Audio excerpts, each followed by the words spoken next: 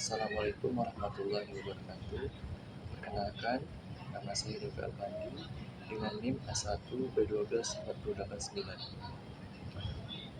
Sebelumnya, saya mengucapkan terima kasih kepada dosen pengampu mata kuliah, yaitu pada Bapak Dr. Andes Sukyonegoro, MPD. Pada kesempatan kali ini, saya dan rekan-rekan saya akan memaparkan materi yang berjudul teori diskusi dan praktik diskusi.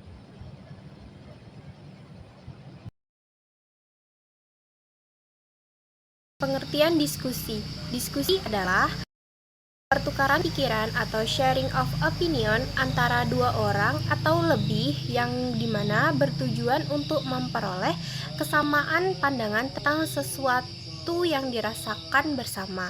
Dengan demikian, diskusi merupakan pembahasan sebuah wacana atau masalah yang mana hal ini dilakukan oleh dua orang atau lebih.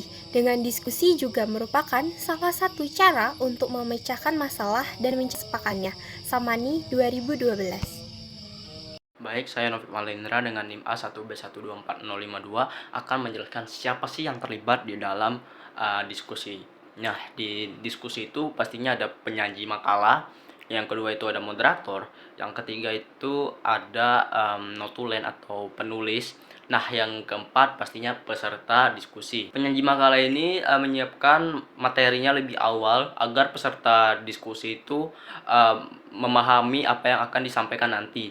Lalu yang kedua ini ada moderator. Nah, tugas moderator itu untuk mengendalikan diri dan juga membuat suasana yang ada di dalam suatu ruangan agar diskusi itu berjalan dengan baik.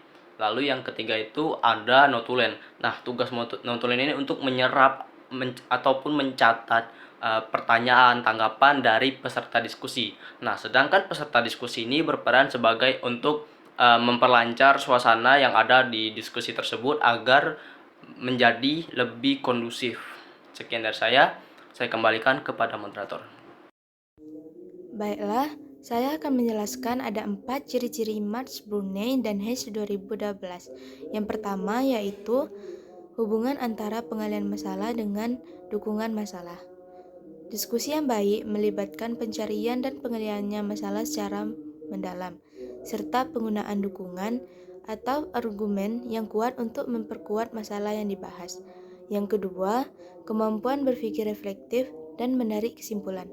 Diskusi yang efektif melibatkan kemampuan peserta untuk berpikir secara reflektif, merenungkan informasi yang ada, serta menarik kesimpulan yang masuk akal berdasarkan bukti dan argumen yang disampaikan. Yang ketiga yaitu dapat membedakan kritikan dan propaganda. Peserta diskusi harus mampu membedakan antara kritikan yang konstruktif, yang bertujuan untuk mengembangkan ide-ide atau solusi, dengan propaganda yang mungkin memiliki tujuan untuk memperoleh atau memengaruhi opini tanpa dasar yang rasional. Dan yang terakhir, menghubungkan diskusi dengan kerjasama sebagai lawan dari persaingan. Diskusi yang sehat dilihat dari kerjasama antara peserta untuk mencapai pemahaman bersama, bukan pada persaingan untuk menang atau mengalahkan pihak lain. Baiklah, itulah yang dapat saya jelaskan. Saya kembalikan kepada moderator. Baik, Assalamualaikum warahmatullahi wabarakatuh. Perkenalkan, nama saya Ihsan Firmansyah Tambunan dengan NIM A1B124056. Di sini saya akan menjelaskan model diskusi. Model diskusi dalam keterampilan berbicara, diskusi mampu mengungkapkan atau berbicara mengenai pendapat, opini, gagasan, atau ide yang baik dan berguna. Diskusi mencakup beberapa model dan juga sangat baik digunakan karena dalam pelaksanaan kegiatan diskusi melibatkan interaksi dan menimbulkan adanya rasa saling bekerja sama dan saling menghargai antar individu, di mana sebuah masalah atau isu yang dibahas dapat dipecahkan dan diatasi dengan baik berdasarkan atas keputusan bersama yang telah disepakati oleh anggota diskusi. Di sini model diskusi terdiri dari 4. Yang pertama ada diskusi kelas 2 kelompok berhadapan, yang kedua ada diskusi kelas bebas, yang ketiga ada diskusi panel, dan yang keempat ada diskusi kelompok. Selanjutnya ada manfaat diskusi kelompok. Manfaat diskusi kelompok pada kegiatan diskusi kelompok, pro dan kontra, terkadang bisa saja terjadi yang kemudian dapat disatukan, dipadukan dan diselaraskan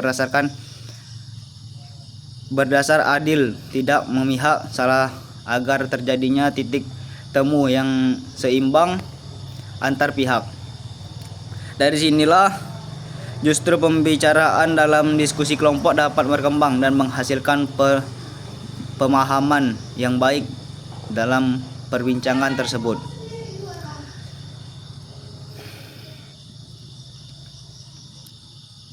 Sekian, saya akhiri. Wassalamualaikum warahmatullahi wabarakatuh. Baik, langsung saja saya akan menjelaskan materi tujuan kelompok, diskusi kelompok. Sebenarnya apa sih tujuan diskusi kelompok itu? Nah, dalam diskusi kelompok, anggota kelompok akan dikondisikan untuk berpartisipasi aktif dalam menyampaikan pendapat, saling bertukar pikiran, pengalaman, perasaan, dan nilai-nilai, sehingga membuat persoalan atau topik yang sedang dibahas menjadi lebih jelas dan sesuai dengan pemahaman anggota kelompok. Dari diskusi kelompok juga seseorang bisa memperoleh informasi yang berharga dari teman diskusi yang nantinya mampu membuat pikiran berkembang dan berpikir kritis. Keberhasilan diskusi kelompok ini bergantung pada anggota kelompok itu sendiri dan dalam memanfaatkan kesempatan dalam keikutsertaannya dalam kegiatan diskusi kelompok itu. Diskusi kelompok merupakan suatu pertemuan dua orang atau lebih yang bertujuan untuk menghasilkan keputusan bersama melalui proses saling tukar pengalaman dan pendapat. Diskusi kelompok, diskusi secara berkelompok telah terbukti tujuannya untuk mencapai kebanyakan ataupun semua tujuan itu. Meskipun ada analisir yang galang yang muncul sekalipun, namun kelompok diskusi yang sungguh-sungguh baik itu tentu akan dapat mendiskusikan persoalan itu dengan sungguh-sungguh pula sebagai suatu persoalan dan akan dapat memecahkannya dengan menyelami juga menghadapinya secara tekun. Sekian dari saya. Terima kasih.